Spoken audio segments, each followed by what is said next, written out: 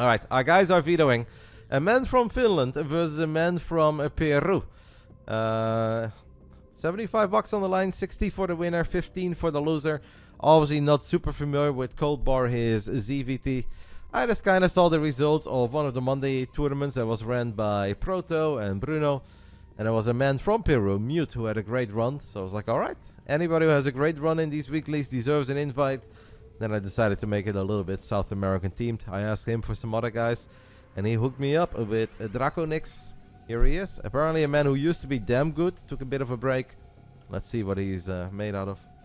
So it's a Friday night, guys, where I don't have like super strong feelings, as we're still kind of like, I feel like in an off season. We're in a bit of a void right now, but I am full of confidence that the future will be full of Starcraft. I'm really not worried about that.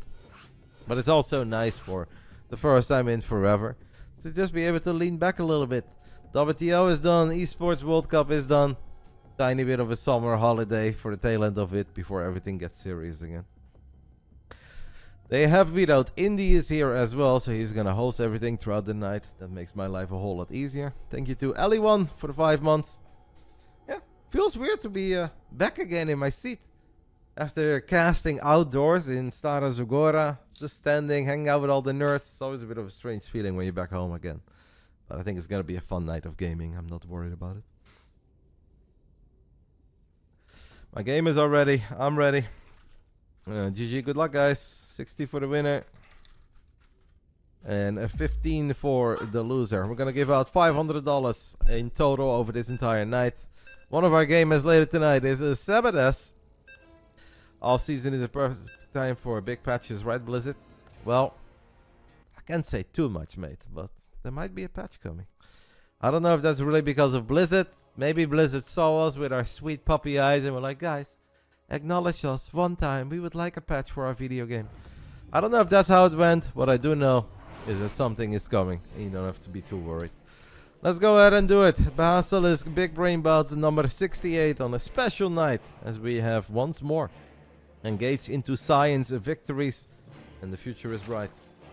Let's get it on. New maps, new patch, new everything. Round 1. Fight. I need to switch my stream deck, by the way, because my top left button is the one that I normally use to swap in-game. But that one is set to deadlock right now, so I'm having a hard time finding the right buttons, but we'll get there. We've got a TVZ best of 5 to kick things off tonight. In the top right side, this man is not from Sweden, but I'm probably going to call him a Swedish Zerg a couple of times. I really don't know why. I think it's because he looks a little bit like a Swedish Zerg that used to be a friend of mine. His name was Jonas. Cytoplasm was his nickname. I played Warcraft 2 with him, then he played Starcraft 2. And I have the feeling that this guy looks a bit like Jonas. And because of that, I think he's Swedish. But he's not. This man is from Finland. I've played a lot of video games on the ladder against him. He's always a polite guy, even though he barcoded for a while. But hey, that happens to the best of us. This is Codebar. Everybody's got their youth sins in life, right? And in the bottom left side, I don't think I've ever casted a single game from this man. All I know from him is that he's from Peru. He plays Terran, used to be higher ranked than what he currently is at. Doesn't mean he's the favorite, the underdog. Is this going to be one-sided? I'm a bit clueless. I just wanted to give love to the Latin American scene, and here we are. It is Draconix. Mute did tell me that he's a very nice guy. I have nothing to worry about. And he is good, and he should be able to hang with guys at this level, so... Well, let's go ahead and find out, shall we? Codebar is a massive lurker enjoyer in ZVP. I don't think that's very relevant to ZVT. Even though lurkers are not bad in this matchup, it's still something that, you know, doesn't necessarily have to mean anything. Apparently this guy has been a little bit inactive, but once upon a time was 5'7" or even 5'8". That is at least what the South Americans told me. And if that's what they're telling me, because I asked about Tavo as well, but unfortunately Tavo was not available. This could be a clean sweep, could be 3-0 Codebar. Can also be that Draconix is low-key a god tier gamer, and that he is going to cook. The South American scene, I would say that I was a bit more familiar with it when I lived in America. These days, obviously, I don't play that many games in NA. Couple letter games here, couple letter games there, but doesn't really tell me anything about all the barcodes and players from the past. What I do know is that this guy hasn't really participated in the WCS events or the ESL regionals, because otherwise, obviously, I would have casted him there. Don't know much about him. I hope he's awesome. I hope he's having a great time. Even if he gets swept 3-0, he will walk away with 15 bucks. Which I hope means that you can buy a nice meal or two in Peru. I don't know how that works. Never gone, would love to go. Maybe Cats would be familiar with him. So far the opening very standard. Going triple CC, we've got a factory with a reactor. We're cranking out a couple Hellions. And we'll take it from there. I mean, if he is 5-4 and Codebar is like 5-3, 5-4, MMR wise, this should be a fun match. Ghosty user played in the Big Brain Bouts, mate, 2 weeks ago. When we did, we obviously did a couple of free-for-all Big Brain Bouts. It was very fun to do something a little bit different, but I didn't want to do that forever, as that is an early Roach Warren, by the way.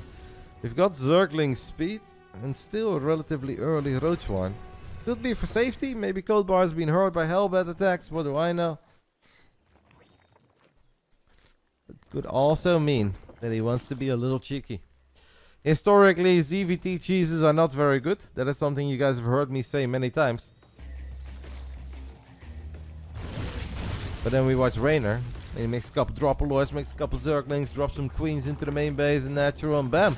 The Zerg cheese is back on the menu as the Hellions really want to go in. That's risky though, mate. That is risky. You're taking a lot of damage here. Okay.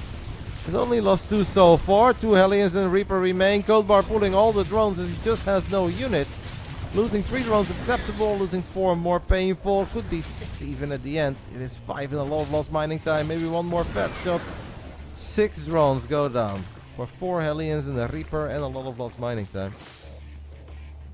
Yeah. I mean, not great, not terrible. Oh my goodness, he's gonna mech it up over here. Second factory coming online.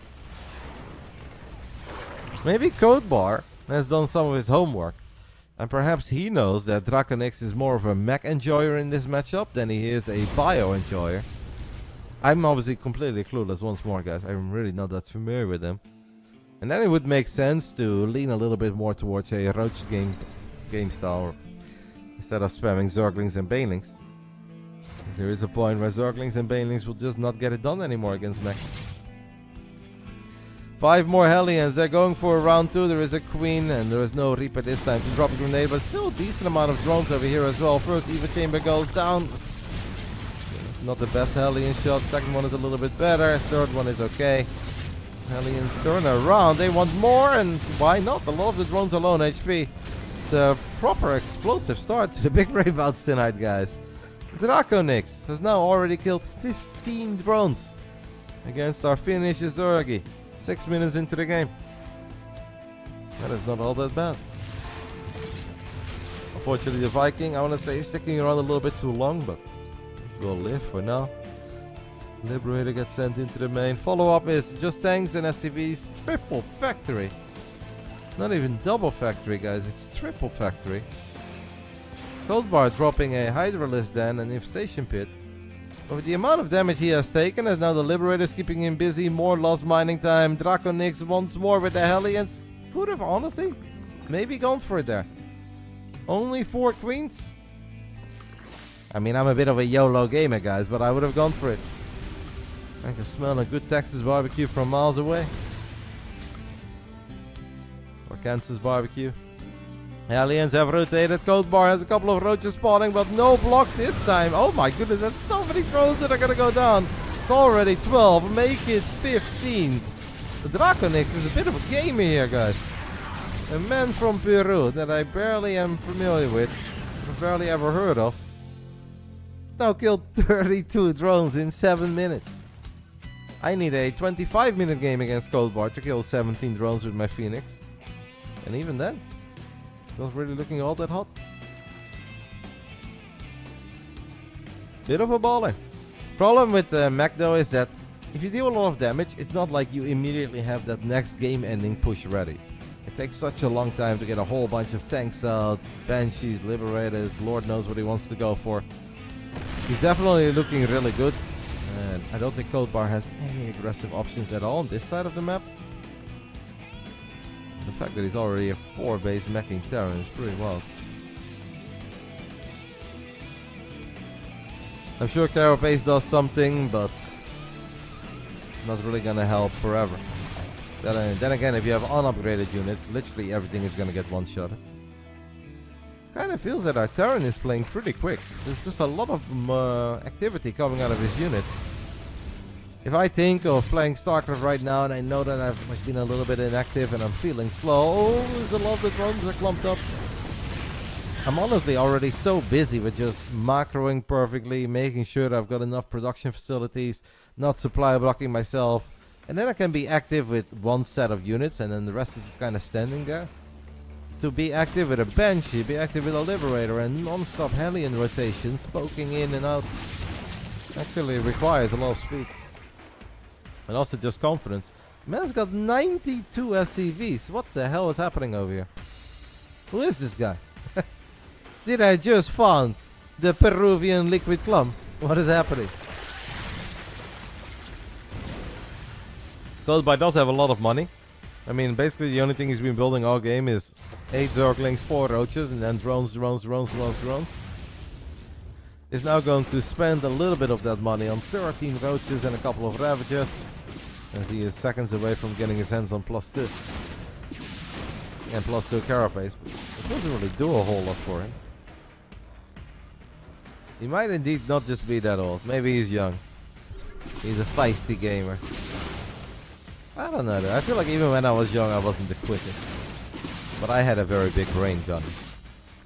And as you noticed, the last time you and I played on the ladder, big brain makes up for a lot of things. It's not about the speed. Non-stop Hellion drives-wise, we are one shot away from once more getting a whole bunch of drones. Unfortunately, he lost one of those Hellions. Triple Cloak Banshee harassing on the right side. If I was Codebar, I'd be kind of fuming, man. Like, I feel like these are the most annoying games in StarCraft 2 to play. Where, like, you've never taken that much damage that you should just leave. But you also know that this is going to be a very, very painful experience. And this is not quite a maxed out Terran army that I look at and be like, oh, how are we ever going to kill that? But it's a pretty big army. A little bit of anti-air with the Thors. The Broodlords could become a bit of an issue. And then the game before that gunner, you know what I mean. If I'm 4-gating, I'm short on time, mate. Yeah, the 94 SCVs could be a tiny bit of an issue. I know that Gabriel, Big Gabe, Hero Marine, the man that we'll see later tonight in the main event, for a while experimented with crazy high SCV counts, but that was more that battle mech. This is not really battle mech, this is more traditional mech, but there's still so many tanks. The tanks siege up one time. Every single Roach and Ravager gets evaporated. We've got a whole bunch of additional Broodlords morphing up, but Broodlords just deal no damage anymore. That is kind of the biggest problem, and that's why you guys will hear Cyril, well, actually mostly Rainer. Cyril won't say it, but Cyril's thinking it. Mauled a little bit. Late game Zerg is just not what it used to be. Like, there were moments with this amount of Broodlords would immediately wipe the floor with this entire army. Nothing but Broodlings on the ground. But the Broodlord got changed a few times, and I think 3 Thors is just more than enough. Honestly, it is more than enough. Hashtag roll of tanks. Hashtag rollout. Okay, a couple Zerglings coming in. That's going to help a little bit. Lings and Broodlords together apparently is good enough to at least clean up the Thors. And then hopefully eventually get the tanks, but not before losing the triangle. Losing the base at 3 o'clock as well.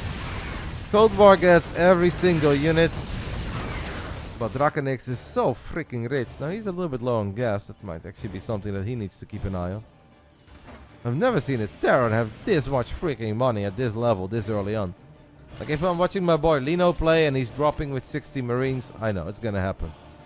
But clearly Draconix is very good. He's now even expanding at the rich Vespine guys already in the top left. I would say just build like 5 starports, mate. Like, he doesn't have gas, but okay. We could have delayed the 3-3 upgrades and just keep on building Thors. And then just build a whole bunch of starports to make your life easy. Maybe Draconix is inspired by old school Damu. I have very fond memories of living with Ben and seeing him max out on Mass Thor. And he would just walk around the map with one big blob of Thors. A couple of SCVs in the mix on auto repair. And that was good enough. Codebar did manage to get this base up at 4 o'clock, but the Banshees are all over it. 5k minerals is wild, though. Actually, well, I know he's been on 94 SCVs for a while, but 5k minerals is wild. Scan goes down on the left side, but there isn't really anything to be seen. If Codebar randomly leaves, guys, in the near future, I would not be upset. I think he's Omega dead. Sure, he got the Thors and tanks eventually, but something about Coco's second wave, I did not forget.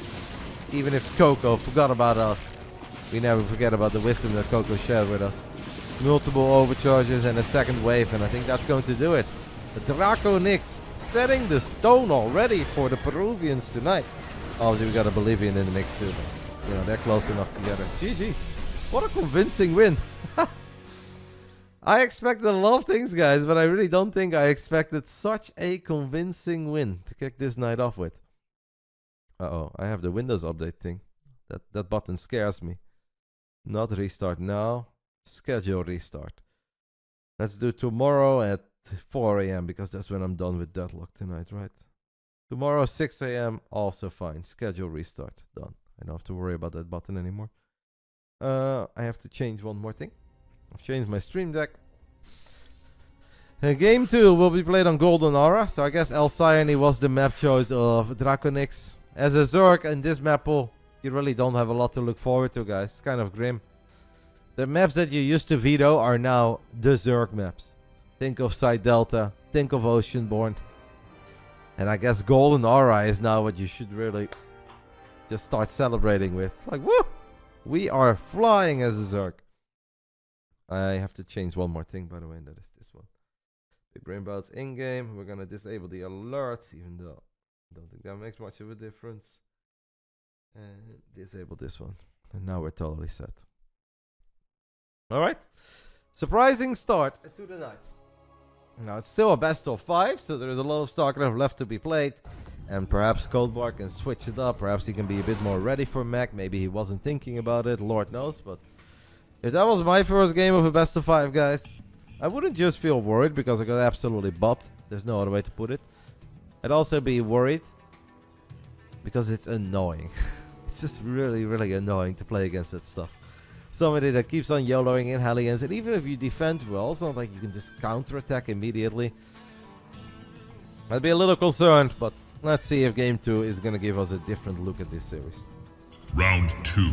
Fight! Bottom right side, a very strong first game by this man, a Peruvian Terran player. It is a Draconix. 5,400 MMR, and he's making it count. It's kind of like a clash between the NA server and the European server. Which server is harder? Well, turns out, guys, that all the goats were on NA after all. And that's why Cero is from Texas, baby. Top left side of Golden Aura, we are looking at the main base of my Finnish amigo. I call him my amigo, not because I really interact with him a lot, but there is not a day where I play more than 10 ladder games and I don't run into this man. And I know that he struggles with motivation, and I think he said once or twice that he's kind of done with it, but Starcraft 2, guys, is that evil mistress that just keeps you pulling back in. It's like, no, you're not done. You want to go ahead and play other games, see how fun they are.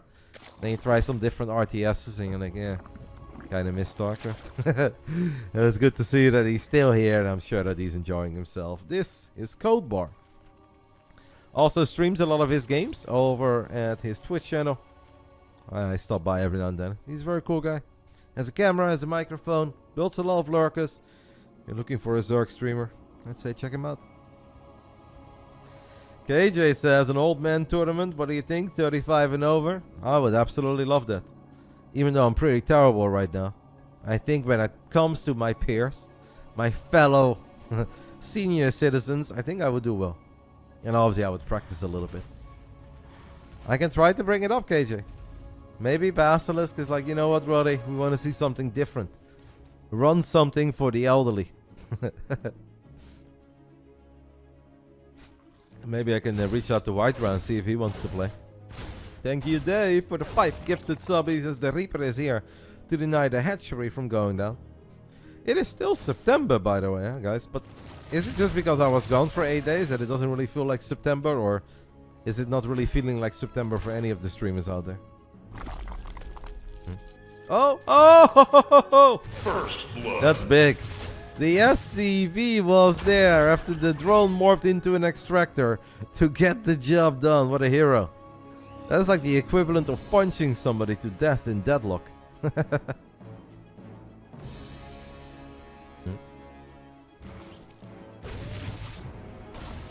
Feels like July because of the heat. Where do you live, matey? It was very warm in the Netherlands before I went to Bulgaria for the offline event that we had last weekend. Ever since I came back, the Netherlands really got me. They're like, oh yeah, so you left when it was hot weather, huh? I was like, yeah. And in Bulgaria it was nice and sunny. I was like, yeah. Came back, nothing but rain. Summer is over, guys. The summer has never been more over. But it's okay. I am ready for a couple months of just playing a lot of video games. Starcraft, Deadlock, Stormgate, Battle Aces. Maybe some poker eventually later this year. We're going to stream that too, obviously. And then I'm just going to watch all the sports. The NFL season is back. The Champions League is about to begin. This is the happiest time of the year for me. I just need to get a little bit better again in StarCraft. But we'll get there, I think. I'm going to get my new desk soon. The only thing I would still have to do is play some padel every now and then. Because exercise is important. Especially when you reach the age of KJ and me. It's important to stay active. And I know my man KJ is all about that basketball life. I never really enjoyed basketball that much, even when I was a kid. Like, people in high school, they were pretty mean, man. They're always like elbows out and they're elbowing you into your chest, into your ribs. Like, man, this sport is not fun. I just want to shoot a ball. I don't want to feel like I'm in the middle of a wrestling match. Padel though, guys. Padel's fun. Keep going forward. Codebar having a better time so far, guys, here in the early game. Obviously losing that one drone that was trying to build the third base here on the left side to the SCV was a bit painful. But besides that, I want to say it's been going pretty well. It is, however, a proxy starport. Sorry, I got carried away talking about old people stuff. Proxy starport is actually kind of a cool play. First sport crawlers are online. There is actually one in the main, one in the natural. He doesn't know, but well, that's big. And one starport at home, one starport on the other side of the map. So it's not just regular cloak bench, it's double upgrades here. Honestly, Draconix comes in with a plan. It's old school strategy video gaming over here, guys, where it's not all about execution, even though his execution has been really good, right? I complimented his Hellion movement in the beginning. Obviously, his macro was good. But he's actually trying to get a quick one on the board here as well by surprising his opponent with a lot of cloak benchies with speed, the hyperflight rotors. I am so surprised by everything that I'm watching so far. Honestly, this is a great showing by NA. I hate this skin, by the way. Doesn't this look like a 2D Banshee? Am I crazy, guys, or is this a 2D Banshee? Because I really think these look flat. They're made out of paper. Terrible skin. But Codebar is just getting blasted. And I'm always really happy when I beat Codebar. I'm like, I know he's kind of good. He's not easy to defeat. But the man is getting absolutely blasted here by a meching Peruvian Terran player.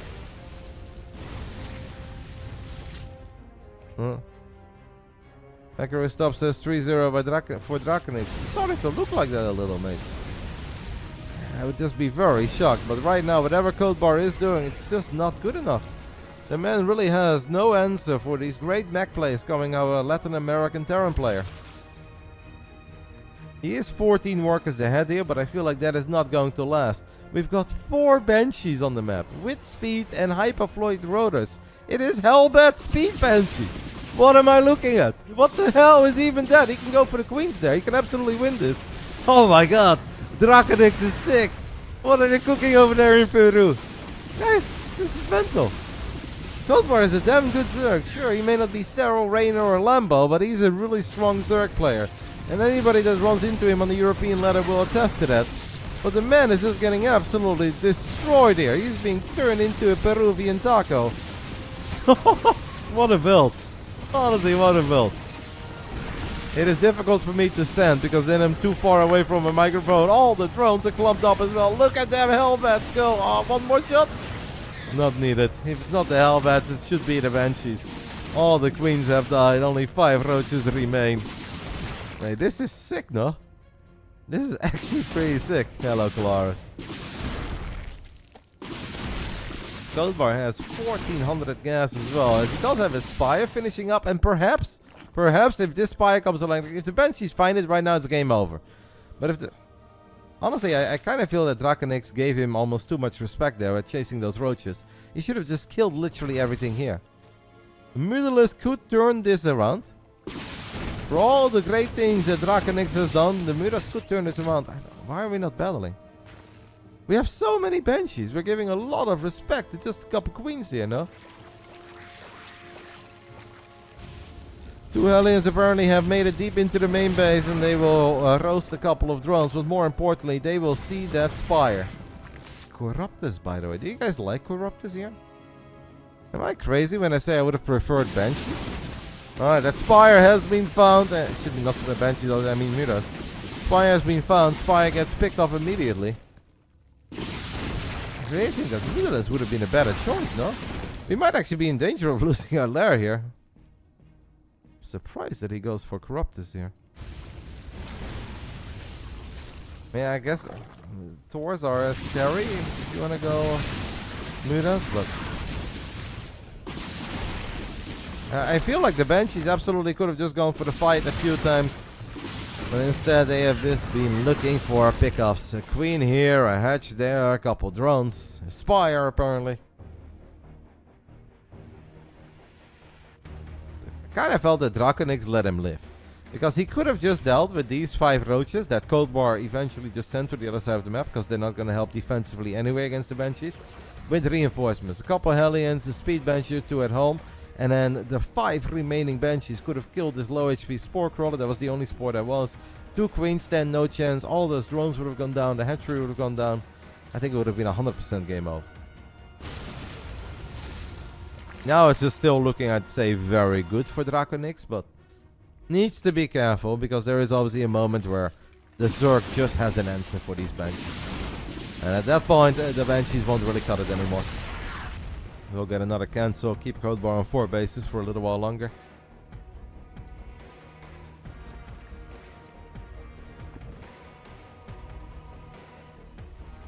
Yeah, I joke sometimes that I regret picking Protoss. But if I see some of the stuff that Zerg has to deal with in ZVT, I'm like, man, I'm so freaking happy that I'm actually a Protoss and I'm not a Zerg. And if I see the stuff that you have to deal with in TVT, I was like, man, I'm so happy I'm not a Terran. I joke about regretting the Protoss pick, but honestly, I probably would not have made it for 14 years if I wasn't Protoss.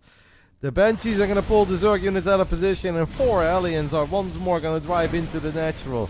It's been a damn bad day to be a drone so far, guys. We lost over 35 workers in 10 minutes in the first game. We've already lost 34 here in an 11-minute game on Golden Aura. Blue Flame is done. Carapace is actually helping a little bit there, keeping those drones alive. Fun fact for Fear Dragon, guys.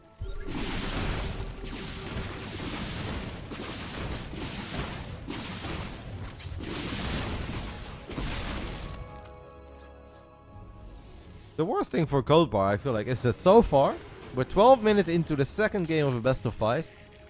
And if that man says, I feel like I haven't even really played yet, I would understand his feeling. It's like, man, I haven't even started yet. I haven't been able to attack one time. I haven't killed a single SCV in 2 games. When do I get to play the game? And so far, this is Draconix, his best of 5. It is his world, and Codebar is just living in it. All the Cloak Banshees are going to work on this triangle base once more, as tanks and Thors are going to battle the Roaches and Ravages here. The Fungal does land, but Fungal is kind of the equivalent of your 4-year-old kid tickling you. And you're like, oh no, it's so painful. And then the kid is like, ee. And you're like, tickle, tickle, tickle, tickle. It doesn't do a whole lot. I don't have a 4-year-old kid, guys. I am a great uncle, so I had to pretend sometimes that things hurt. And that's what I assume these Thors and tanks do when they get fungal. Ah! Stop it! Yes, the natural casually gets obliterated. This is honestly just a bit shocking. I know that Europe is not the only continent that produces good video gamers. And of course, Codebar is not a top 10 player in Europe, but he's solid. He's good. And any of you guys that are active will absolutely attest to that. When you run into him, you know it's going to be a difficult game. And the man is just getting destroyed. That's a little bit rough, but it happens to all of us. Just kill a command center, so we got that going for ourselves. When Blue Flame Hellions are chasing down Infestus on creep and dealing a lot of damage, you know it's not really been your series yet. They'll save all those Infestus in the end, takes care of the Hellions. Units lost resource tab relatively even. 45 drones, however, have gone down and 0 SCVs. We actually could have killed this SCV, I guess, but we were merciful gods. Hellbat, a 2-starport Cloak Banshee with speed. What an opening.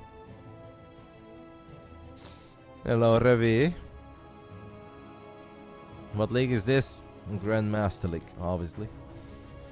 Today is not one of these big brain bouts where we invited very low MMR players. Once in a while we do, where we go out of our way if we find a nice match between 3.5k players or 4k players.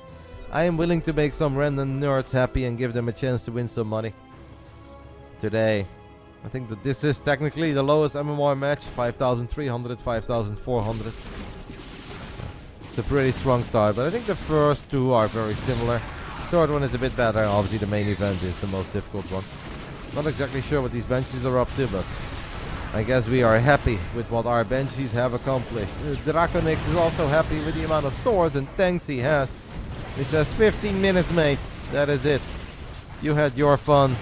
I gave you a couple units for free. I even let you kill a couple of my Hellions. But Big Daddy Thor has arrived. A bunch of tanks have arrived as well. Everything on the ground gets obliterated. And Broodlords, I said it before, they are just not what they were used to. Sometimes I think back of that GSL vs. the World game of Cero and TY. The TY had a terrifying mech army, and Cero just had a whole bunch of Broodlords right on the edge. He moved them in range, fire, and he disengaged. There was a little trick that you could do back then. And you do have a neuroparasite. But obviously the interactions these days between Thors and Broodlords are nothing close to what they were many years ago. The Broodlords got nerfed a couple of times, they got changed as well. Last time people were even like, oh, is it really a nerf? They are faster. I think 6 months into this patch, or 9 months, I think we can all agree that that was absolutely a nerf. Broodlords are not as terrifying, not as scary and powerful as they once upon a time were. But them. Just them. The man from Peru takes a 2-0 lead and is 1 map away from getting the job done. It's our way worse. Yes, they are. Everybody is in agreement of the fact that they are. Codebar saying that NA is unplayable. I mean, it shouldn't be that bad. I just think there is nothing more fair than NA in this case. When it's Finland against somebody from Latin America, you have to play on NA. Europe would just not be fair. So waiting for map 3. Hello, Revi. Thank you so much. Mate, you can make a wish. You've got 111 months. 111. Paris Hilton used to tweet out every day, 111, make a wish. Wait, what? How is post-youth map 3? That's crazy.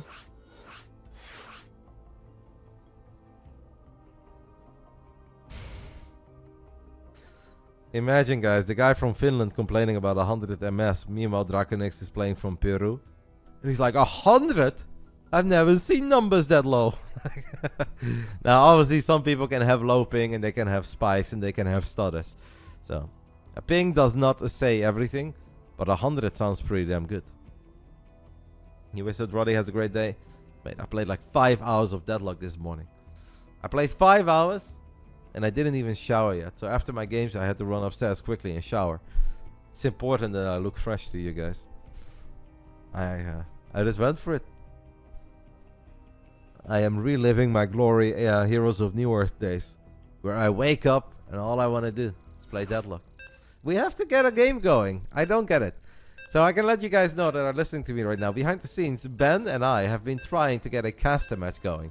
And I think that at this point, the Zombie Grub is down to play with us. Wardy keeps on saying he's down, but he seems to be never down.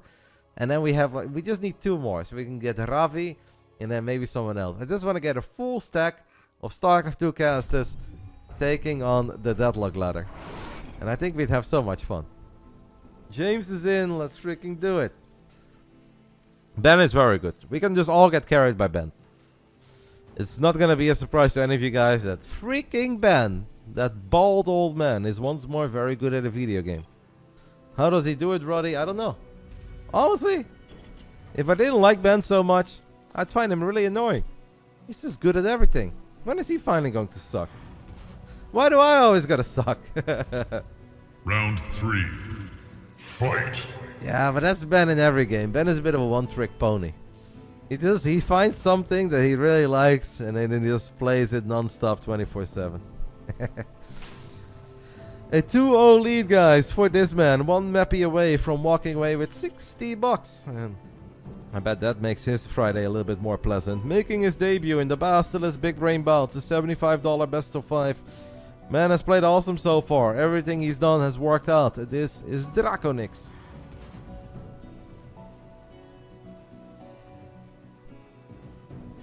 I don't remember talking to you about that. About me?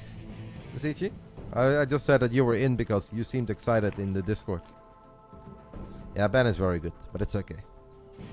I think we can all be very good. Huh?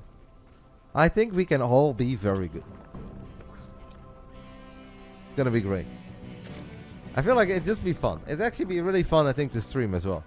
Just like it is fun to stream when I'm playing with guys like Lambo and Elaser, it's also very fun to literally just do anything with the Starcraft 2 casters. We have a Discord channel. We invited everybody that's in there. And obviously some of the other guys are welcome to join as well. If we can get 12 casters, we can do a 6v6. As long as I'm on the team with Ben. I did not want to play with 5 of you against Ben. That would not be fun. In the top right side, guys, a Finnish Zerg player. 5,300 MMR on average on the European ladder. That's good. I've played a lot of games against him. He's good. But so far the man is getting bopped a little. And I just find it surprising. Because in my mind, this guy knows what he's doing and he's a damn solid gamer. Can we turn things around? Do we have an answer for that Peruvian mech? This is Codebar. It's been a little while, guys, that I watched the best of 5. And I'm just kind of shocked. I don't want to say that I'm lost for words because that's so dramatic. But I was just kind of hoping that Draconix could put up a bit of a fight, you know, that it wouldn't be the most one-sided trio in history. That he'd be able to at least, okay, lose the Reaper. Stuff like that. That's what I expected. A man who could play the game a little, but he'd probably not quite be at the level of Codebar. Could not have been more wrong. So far, he's dominating him. But hey, we have once more entered the Zerg map. This is just very odd to me, because map 2 is Golden Aura. And Golden Aura is supposed to be a Zerg map choice. After this one. This is supposed to be the first Zerg map choice if you can pick a map, if the Terran doesn't veto it. I have no idea how 3 games into a TVZ, we have now seen Post-Youth, Golden Aura and Alcyone. All the Terran maps are still to come! Ay ay ay. Or as Lambo's Steam account would go, ay caramba! Is the man just a proper TVZ expert? I do believe that he told me that TVZ is his favorite matchup. I did ask the guys from Latin America. I was like, alright, tell me your MMR, what do you think is your best matchup, your weakest matchup, etc. I know that our Bolivian Zergy said that he feels strongest against Protoss. So you better be ready, Gunner. He said, my best matchup is ZVP. I'm like, alright, I've got a guy for you. I guess Draconix said that he enjoys playing TVZ. Well, if it goes like this, I get it.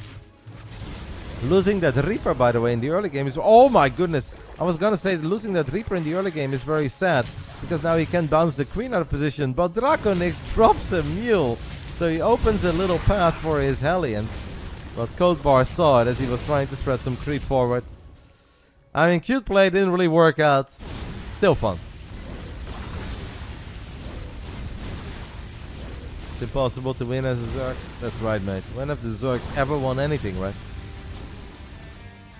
When have Zerg players ever won anything? Talking about a ladder game, an online copy, an offline event. Just those poor Zergies, guys. They just can't get it done anymore. I think Quickspire is actually an alright play. But I just hope this time we're gonna build Mutalisk. I feel like our economy hasn't really been hurting like it's been in the other games. It's not exactly flying either. But I just think playing quick mutas, getting a couple Zerglings for map control. We also went Roaches to have an answer for maybe Blue Flame Hellions once more. But out of the 3 games, this is by far and away I think the best start for Codebar. But that also says a little bit more about the start that he had in the previous 2 games than he has in this one. But the 3rd command center is proper late on the side of Draconix.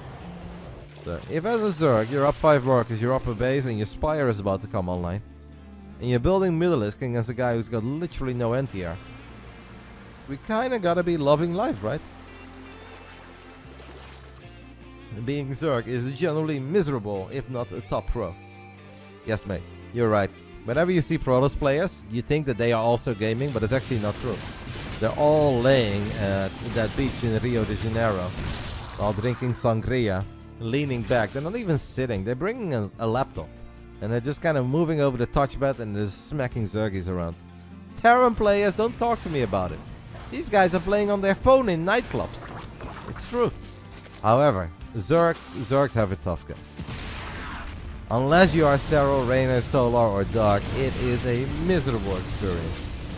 You can have your high-end gaming PC, and you still just have no answer for these nightclub enjoyers and those guys laying at Copacabana in Rio de Janeiro. These Mutalisk, however, are having a pretty good time right now. They're not quite at the Copacabana, but look at them go. There's just no anti-air at all in the main base of Draconix. Draconix, however, is killing a ridiculous amount of drones once more. Codebar says, F it. I am done worrying about losing drones. I am going to be the aggressor. I go into a quick Spire, and I'll just try to deal way more damage to you than you can deal to me. I'll say it's been working out pretty well. First few Cyclones are out. Cyclones obviously a bit tankier dispatch than they were in the previous one, so with good micro they should be able to kill Mutalisk for days.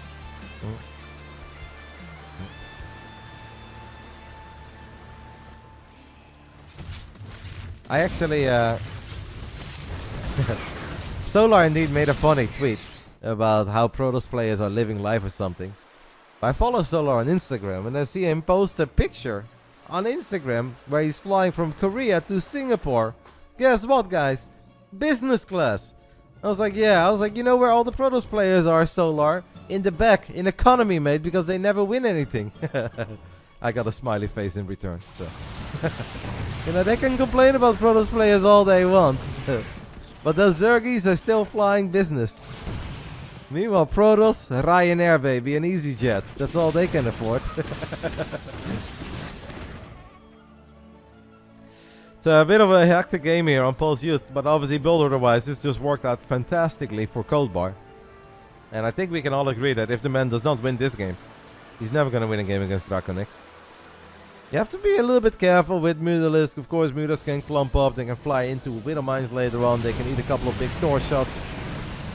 But this should not be a game that can ever go bad for us.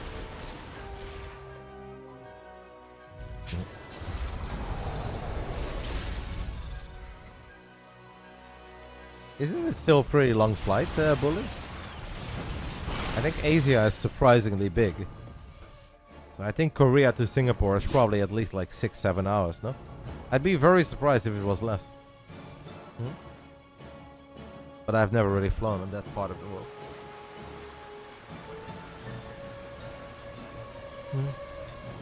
6, yeah, 6 sounds reasonable. I mean, that's kind of like Amsterdam to New York. It's not the longest journey ever, but I still consider that a pretty serious trip.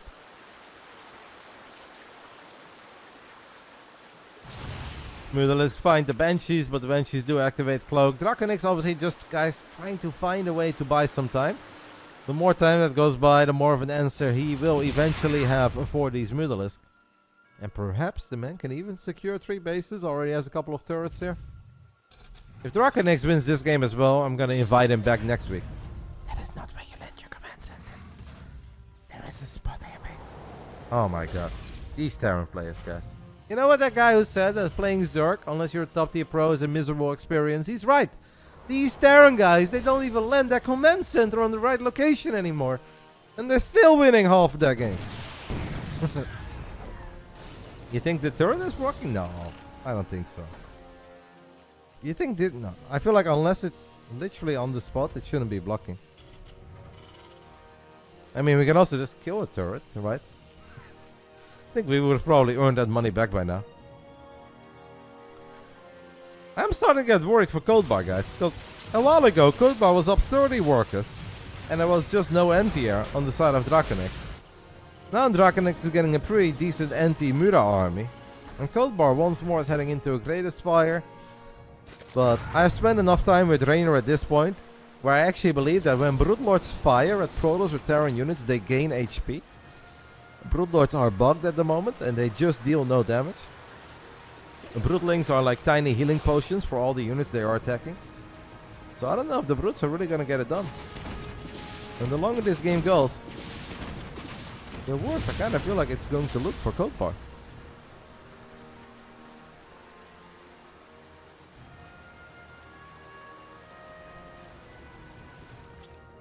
He's got a bunch of bases, but his economy is really not that massive. I would even say at this point he's probably getting outmined.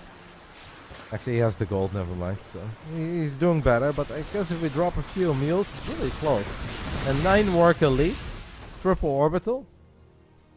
I guess the main and the natural are going to run dry, so that's actually one thing that we have to keep in mind here on Pulse Youth. Kind of gave up on the Mura He made initially a bunch of Mutalisks to kill as many SCVs as he did, 31 in total. Then he just kind of gave up on them. And he used them a little bit to keep his own economy safe against Hellion drive-bys, against the Banshees that were still roaming the edges of the map. It is definitely a lot better than Game 1 and Game 2, but I'm gonna get worried, man. Well, you guys know me. I just have PTSD. I've lost too many games against mech in my life. I have been a streamer for 12 years at this point. Every time I play against mech, my chat is full like, mech against Protoss is so bad. And then my army runs in and gets obliterated. I kill like 2 Thors and lose everything. I'm like, yeah, guys. Well, you played it wrong, Roddy. You can literally do anything against mech. I do anything. I never win. Now, this is a different matchup. But I just fear mech. And I've been wrong many times about mech. But I've also been right not too long ago.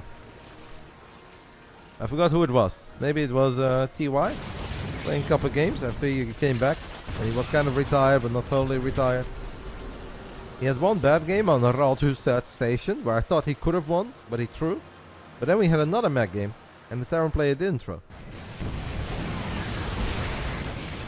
Roaches and Ravages are going to work on this refinery first. Refinery falls. Tanks are honestly doing a pretty good job in keeping this area safe. And the funny thing about Pulse Youth, by the way, guys, is that on a high level, and I would consider these guys pretty high level, initially it is a really good Zerg map. This is basically the #1 Zerg map in the map pool. And that's mostly because this is a very long area. This is just a big wide open area to cover. And it can be hard for a Terran to get that third base up and running when you want to get it up and running. But there is a point where I think this map kind of flips. And all of a sudden it becomes a good Terran map. If a Terran gets 4 bases, they can easily get 5. Whether it's the center or the bottom right. And with 2 sensor towers, you reveal everything on your side of the map. As a Zerg, it is really, really important to just get a lot of damage done early. And ideally get these nerds out of here, as the Mutas are just going to go for this refinery. Kind of seems like we forgot about them. Yep, these Mutas are going to die. But at least Codebar gets one of the bases. One of the most important bases. Draconix's army is incredibly tank heavy. Doesn't have a great answer for 11 Broodlords right now. But then again, do we need a great answer for 11 Broodlords? I think Raynor would tell you guys that 6 Thors is more than enough. And Raynor is a very smart man. And 19 tanks is a silly amount of tanks. We've lost 3 of them, that might actually be a good thing. Since Codebar doesn't really have too many Vipers or even Corruptors, I really don't understand why we don't use our Starport to just build a couple Vikings. If you can get like 6 or 8 Vikings out, you already make it so much harder for Zergs to do this. There are some infestors in the back lurking, to be fair. Draconix does not believe in it. The man believes in more Big Daddy Thors. Oh, that's a sick lightning cloud as Neuro Parasite gets casted as well on 3 of these Thors. What a fight by Codebar. Of course, the man had an amazing start in this game, but he still had to do a couple of things right, and it started to look scary. But that is the Zerg engagement that the man from Finland was looking for. And he gets one on the board. No 3-0 so far on this day that we welcomed a new member to Basilisk. Thank you, by the way, to Lothan for the 12 months. Thank you to Mixu for the 33 months, mate. Mixu Verstappen. Thank you to Oman XGen as well, and Tobias the legend. I really appreciate it. You love seeing Mech Terrans get beat? Well, we might see it again. Because 3 games in a row we have played Mech.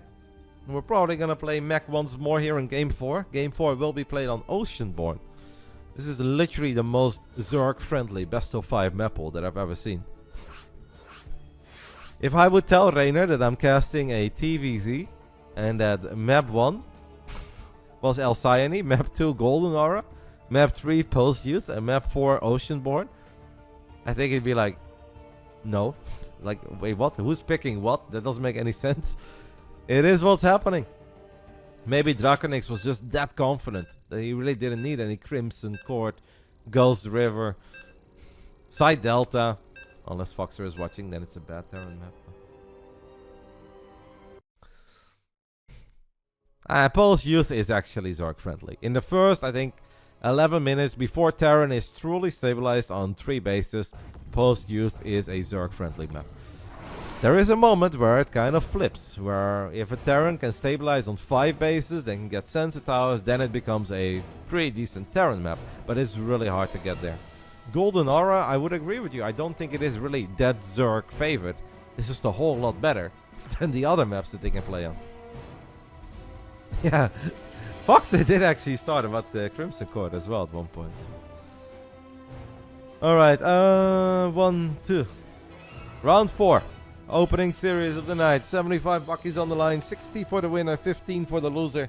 $500 in total will be given away to Starcraft 2 video gamers tonight on this special day for Basilisk.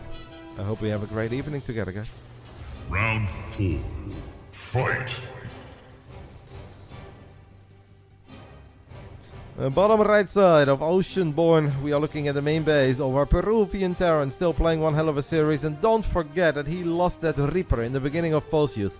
If he didn't lose that Reaper, there's a good chance that he would have once more been able to roast and toast a whole bunch of drones, and we would have probably seen a very different game. Because even now, after that bad start and after not being ready for Mutas, he still killed like 20 drones at one point. Let's see what he can do if he can keep the Reaper man alive. Hailing from Peru, 1 map away from 60 buckies, it is Draconix.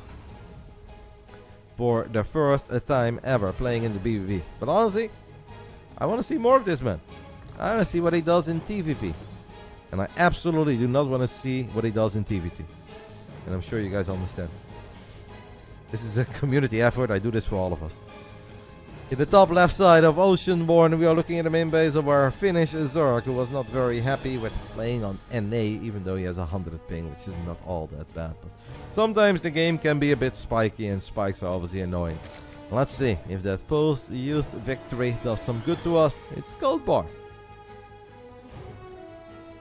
He does the same thing as Goody in TVP. Whenever I play against Goody, the openings are just the funniest. Because I am a bit of a blind counterer myself, but then Goody blind counters the blind counter, and the games just get very weird. Recently I had a game against Goody where, let's say, Goody spawned in the top left. I went for a proxy pylon and a Stargate here, but Goody knew that was coming, so he immediately started building a bunker here, ran here with 5 marines, and brought SCVs as well to attack both pylons. Then at 99% I cancelled the Stargate and I 4-gated him and he had no units. I was like, man, we are gaming now, guys. Well, he had 1 bunker in the middle of nowhere, but that was it. Hey, Vlad. We just started, mate. Yeah, I didn't get to see you on the final night. I invited you to come hang out with the boys. We had a quiet final night anyway, but I knew you were not gonna show up. I saw it. When you didn't follow us to the hotel, when you went your own route, I was like, that's the last I'll see of Vlad. And that just made me sad, because now I couldn't even give you a proper goodbye. Thank you, by the way, to all over, probably, all over 47. Appreciate it, mate. Earlier Roach one even, guys. 3 minutes and 15 seconds, give or take. I don't know what that means. I think he's just paranoid about once more Draconix YOLOing a few too many Hellions in. Is there a world where you can find a clever way to get roaches and ravages to the other side of the map?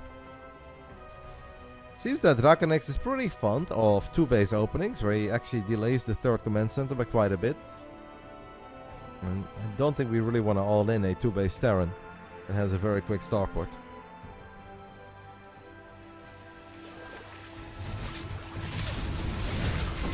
The Hellion does go down. The Roach is not quite out yet. Here come these 4 Hellions. This is going to be painful, guys. I feel like we're going to lose another 11 drones here.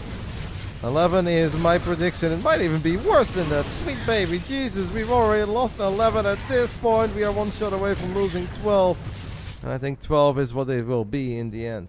Solid guess by me, if I gotta say. I think we all know. A Roddy in shape would have nailed the 12. I'm a bit washed up right now. So, you know, I'm not used to sitting inside anymore. I want more of that Stara Zugora treatment. 5 hot dogs a day. And casting with the sun shining at my neck. And that was an experience, guys.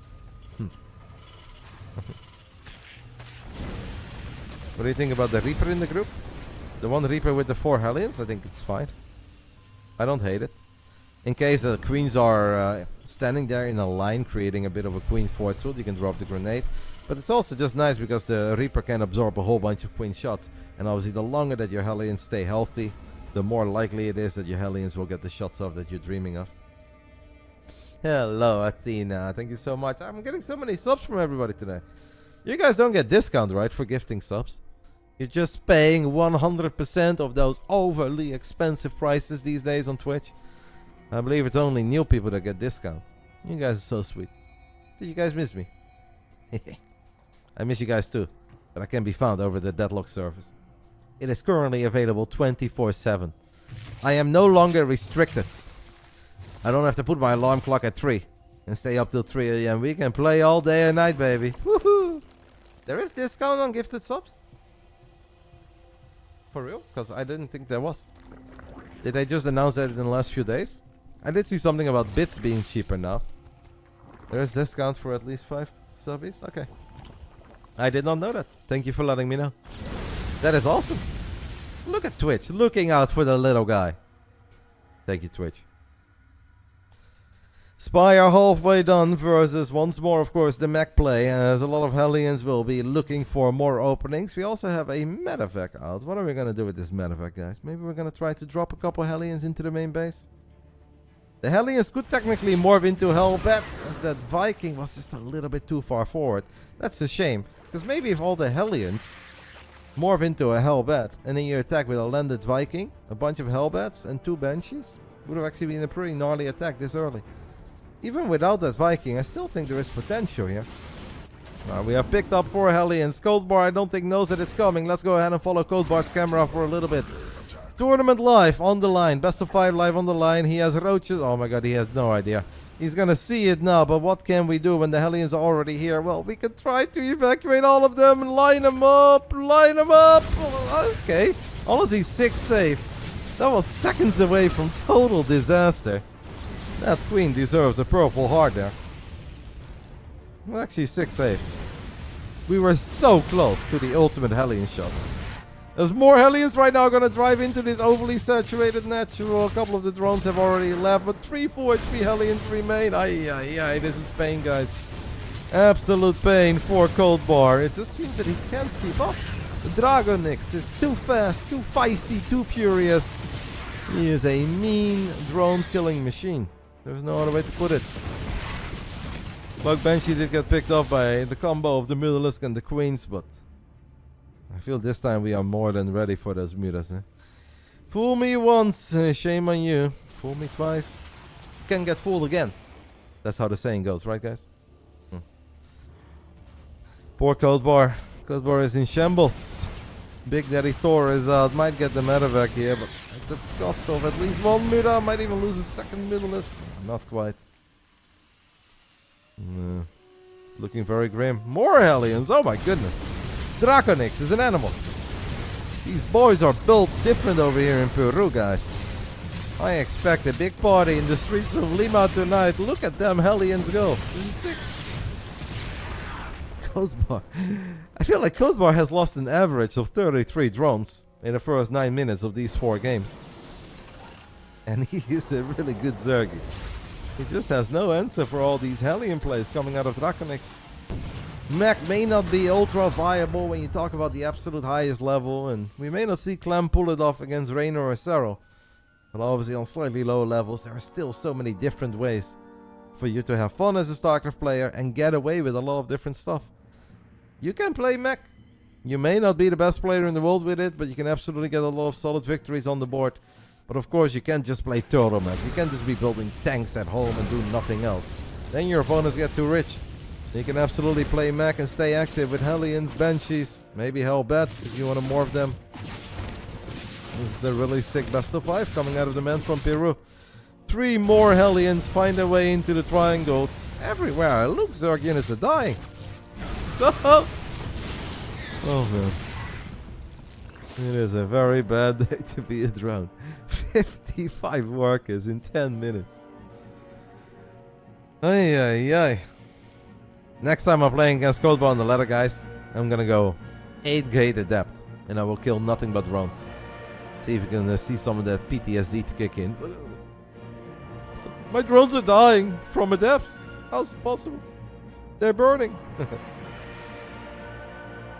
Legitimately, a ridiculous amount of workers have fallen in the first 10 minutes of all these video games. Hello, Nidix.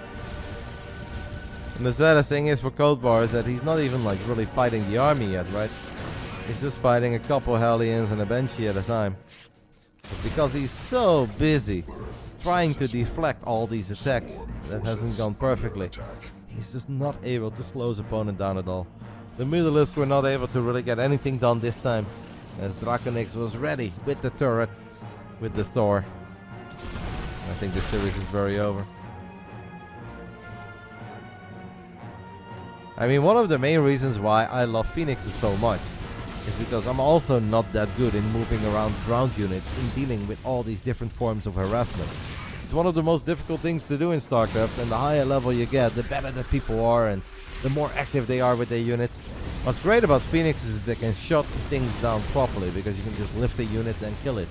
And you can obviously see things coming as well a little bit further in advance, because Phoenixes fly and they have a lot of vision and they're very quick and mobile. I think this is going to be the final fight of our first best of 5 of the night. Most of these games just ended before they ever truly got started. The Draconix is showing us the power of the mech. He's showing us that you can get a whole lot done. If your Hellion movement and your Banshee movement is great, your macro behind it is solid. At 94 SCVs in a 10-minute game on Alcyone, he's got 87 SCVs here on Oceanborn. And he says once more, hashtag roll out. Saw you casting some roll of tanks once upon a time, Roddy. I'll give you a little more roll of tanks. I've got fond memories of those days, guys. And yes, I am guilty of buying gold ammunition, because I do love a nice pay-to-win game when I live in America. I grabbed that credit card of mine. Wells Fargo, baby. Gold ammo all the way. But I said goodbye to those days. I am a better man now. Codebar does hold, but obviously is down 31 workers. Not quite the final fight. They're doing a good job with the Roaches, Lynx, Queens, Broodlords and Corruptors. It's just a bit of an unfair fight, eh guys, when we are down 30 workers. We're obviously going to be down in upgrades as well. And the funny thing is, because Draconix's SCV count is so freaking high, his armies are not even anywhere near as big as they could be. He could make a similar attack with 5 more Thors. No, Draconix didn't win that fight, but he's still absolutely winning the game. Unless you want to fight me over that. Spellcasters could become scary eventually, but I think he's done enough to really slow down the economy of Codebar. Yeah, Hyperflight Rotas. The Hyperflight Rotas got the job done on Golden Aura. I don't know if they've been very impactful here. I mean, it is nice for Codebar that at least it doesn't just end there. As I said earlier, I felt like this is one of the most frustrating best of 5s that you can possibly think of, where games just end before you ever even feel like you have a shot. where you don't have an army, where you feel like you can't even think of a good engagement, nice micro. You're just defending, trying to keep your workers alive. It doesn't really work, and bam, the game is over. Not this time. Codebar holds. Was a great hold. Has snuck out a bunch of additional workers at this point. It is important to keep in mind that the Draconix can obviously attack with more NTR in the future. Is going to be ahead in upgrades. I really do think he's got the economy where he can even make a couple ghosts. Ghosts are never bad. Even if you don't have all the bio upgrades. A little snipe here, a little EMP there on perhaps the infestors that are going to come out. Benches, by the way, man. Draconix a little bit sloppy there, letting one of the benches go ahead of the rest, but killed 66 workers. Codebar, however, does have a higher drone count than he's had throughout this entire series. Draconix says, but not for long, as he has 4 aliens here. These are blue flame aliens, guys. Sure, there is. Oh, the infestors, can they save today? Yes, they can. What a fungal. What a fungal. That could have been really bad. If 2 Hellions go on the left side, 2 Hellions go on the right side, I think you're in so much trouble there with only a Spine and a Queen. But yeah, legitimately very good fungal there by Codebar. But Draconix is back. He wants more. He is ready for round 2. Codebar is having a tough time, by the way, keeping track of these Cloak Banshees.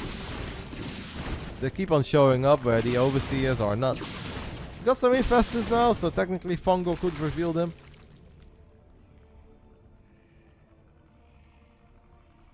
Nine more Corruptus. Doing such a good job, by the way, in keeping creep at bay as well. He's not even like, if you look at the APM guys, Draconix doesn't seem like mega quick. These are not crazy numbers. But if I'm looking at him play, he does feel quick to me. He's expanding non-stop, he's always building workers, and he's always busy. Whether it's with Hellions, or Banshees, or a Liberator, or a Viking, or eventually with tanks and Thors. To me, it feels that Draconix is always busy. The Broodlords are going to try to do their best here against the tanks, but I think that this base will always fall. And the real question is, can the Brutes eventually overwhelm the Thors? Thors are 15 seconds away from 3-3. I think the Battle Aces beta is coming real soon, Nitty. That Battle Aces Discord is funny, by the way, because people really panic. It's just like, you have people and devs talking about the next wave of the beta almost every day. And at one point, this is guys, I don't think we're gonna get a beta anymore, man. Like, maybe it's just not going well. Maybe everything is getting cancelled because they said September, October, and it's literally like the 6th of September. And the second beta is not even here, so I don't think we're gonna get a beta anymore. There will probably just be like early access into release immediately. I'm like, man, relax, Tiger. We're 6 days into September. David Kim said late September, early October, probably second beta. 6 days into September is like, guys, I don't think it's happening. Maybe they saw what's happening to Stormgate and they just like, they don't want to let us play anymore. Man, people are dramatic. Yeah, there will obviously be a second beta. Probably later this month. Where are the boys going? I guess 98, guys, is the magical number for Draconix. At 98 SCVs, Draconix says, alright, that is enough. Nobody needs this many SCVs. He's gonna get a drone. Would have been cool if he got a drone with this.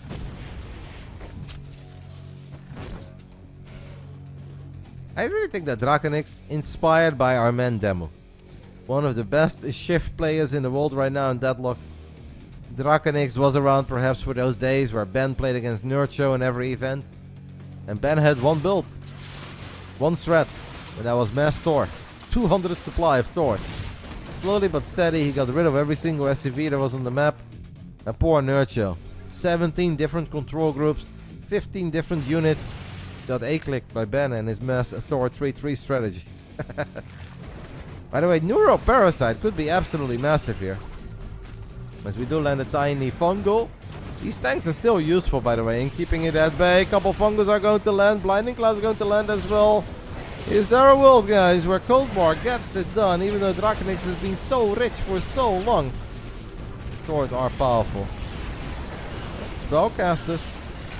Spellcasters are scary, and I really don't understand why Draconix just never wants to make any air units. The man just wants to make more Thors. Having a pretty difficult time here. Lost a lot, hasn't really killed a lot. Are we somehow, against all odds, going into a 5-game series? This game was a disaster for Codebar, and it looked like it was going to end. It didn't end. After winning that fight in his own triangle, the man made 20 extra drones. And he says, look at me now. We need to start spending our money a bit better on the side of Draconix. He's gonna build a Ghost Academy at this point. That's something we really could have done like 9 minutes ago. I think Draconix will still have a shot. These were bad fights, but I still think he has a shot. But he's gonna have to step it up. Because if we just continue to bleed out like Thors, 1 at a time or 2 at a time, I mean, they are expensive. And at this point, the man from Peru has a big piggy bank. Yeah, you lose 3 or 4 Thors a couple times in a row, and that piggy bank is gone. We definitely had time to build that Ghost Academy earlier. I mean, that might just be one of these things where sometimes as a player we know what the right thing is to do, but it's just hard to control that.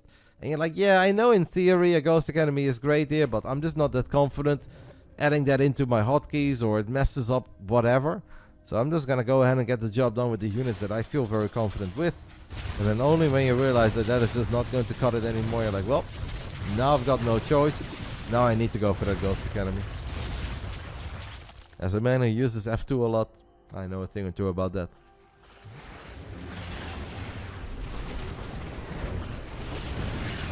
Corrupt is using their caustic spray. Not quite getting the command center, but dealing some damage to it. Codebar on 90 drones now. Could even, theoretically guys, Draconix could even theoretically just build 3 starports and start building battle cruisers too. Like, he's got money for it. We just need to get some air upgrades. Think back of Oceanborn Gumio versus Rainer of the GSR Code S. That was a pretty powerful army. That was a very difficult army to defeat. Beating a Mech Terran army is one thing when they've got 94 SCVs. Beating it when they've got 30 SCVs and 170 army supply is a different ballgame.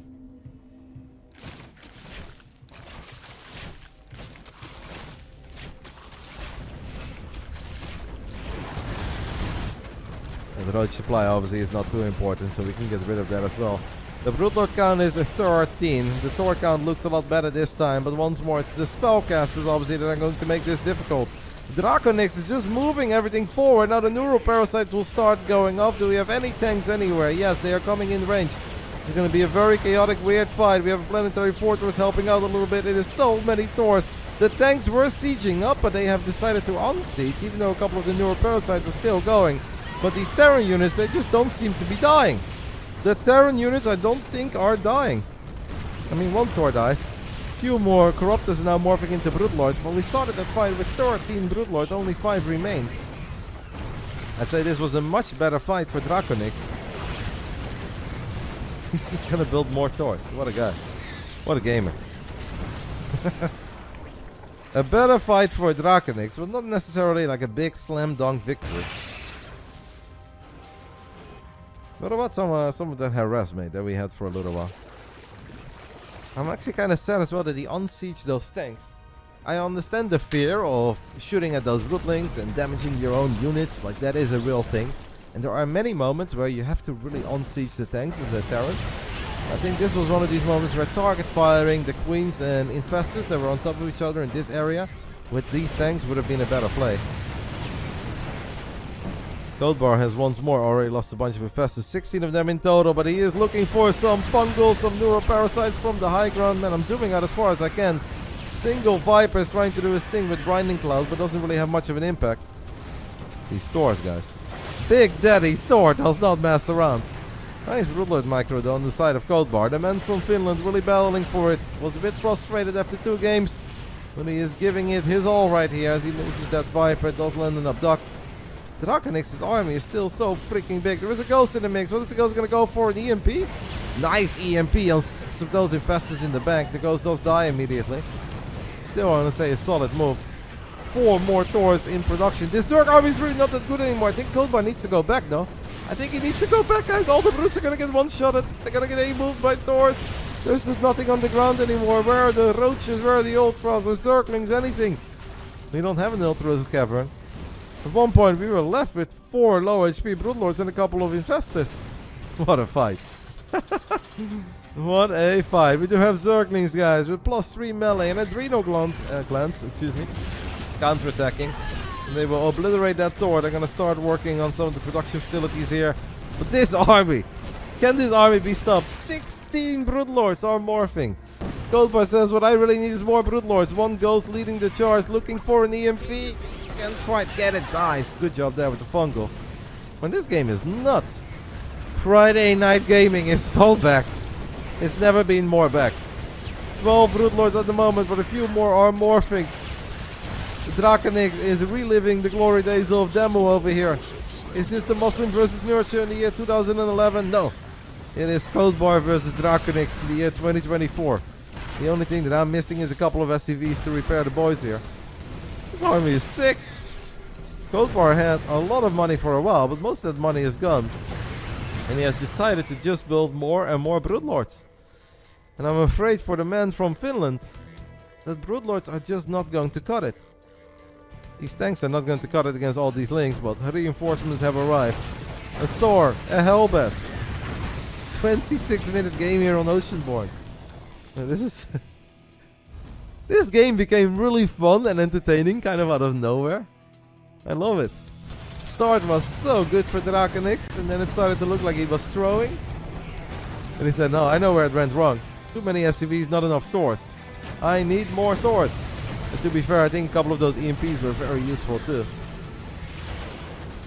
Essentially a big fight here with a couple of neuroparasites. We have tanks sieging up in the back though, and the infestors I think are going to get obliterated by these tanks. That is going to be difficult for Codebar to recover from. The Vipers, they just keep on dying whenever he gets them in range. The infestors have unburrowed, looking for a fungal.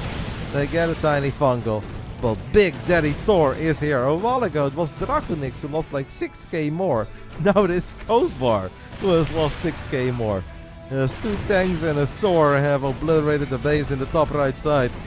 The base at 9 o'clock is going to fall. And that obviously means that this base is in trouble as well. An SCV and 2 tanks going ham. What a game. What a game and what a series between these two. But the man from Peru is making his debut. Definitely leaving a bit of a memorable performance here, at least for me. A guy that I wasn't that familiar with. And we even invited a few players over time that we were really not that familiar with. And some of them just showed up, they played their game. Some won, some lost, but it didn't really speak to me. This is a performance that will definitely stay with me. Incredibly good at certain things, perhaps struggles a little bit with others, but Starcraft 2 is a very difficult game. It's really hard to master everything. I think even when you look at the best 18 players in the world that went to the Esports World Cup, a lot of you guys will know the strengths and weaknesses of some of these guys. You can think of the best Starcraft 2 players on this planet from different regions, and a lot of them have certain things in Starcraft they're simply not good at. And they will avoid those scenarios and look for other things that can give them potentially a victory. So there's obviously no shame at all that guys that are in the middle of Grandmaster League are not mega confident with every single unit across the board in every scenario.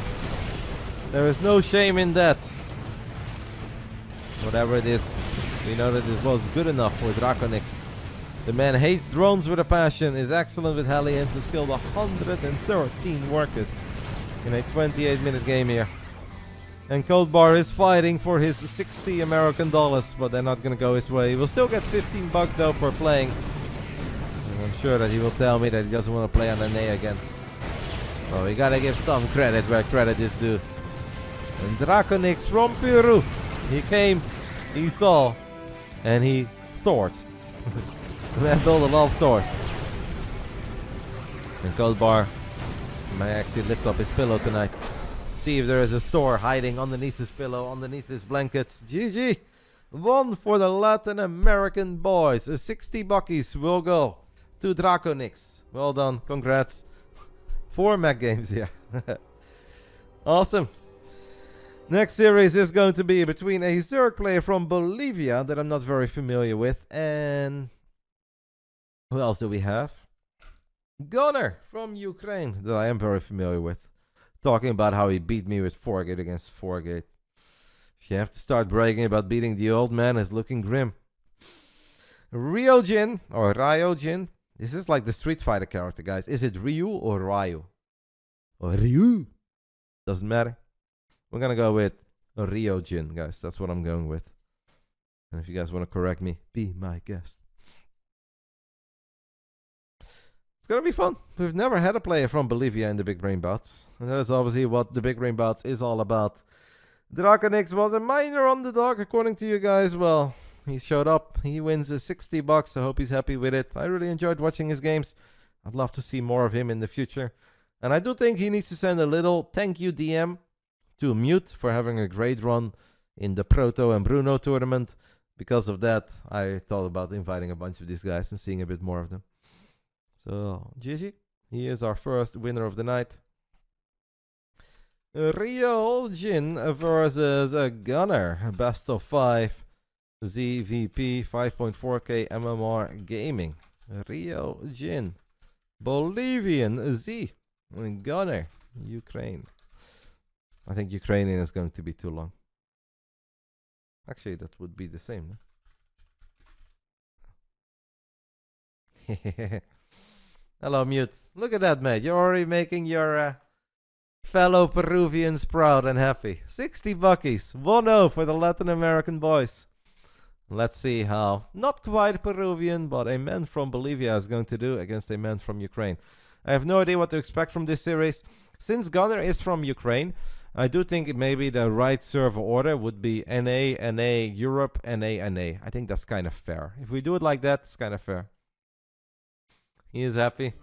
You can tell him that I am happy with his games. So let me just go ahead and hop into the lobby. I'll take a very tiny break, guys, and soon I'll be back. No. We need tiny break. So shall we do NA, NA, EU, NA, NA server order? Since Ukraine is not Western Europe. Is that fair, Rio?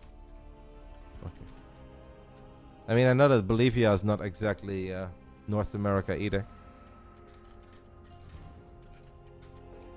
Let's go ahead and see. Unless he's got like mega bad ping, then we don't do that. I don't really have like a rule book or a set in stone server order that I always follow. Most of the time I'll know what is most fair and I'll just roll with it. But obviously I don't host matches between people from Ukraine and Bolivia every week.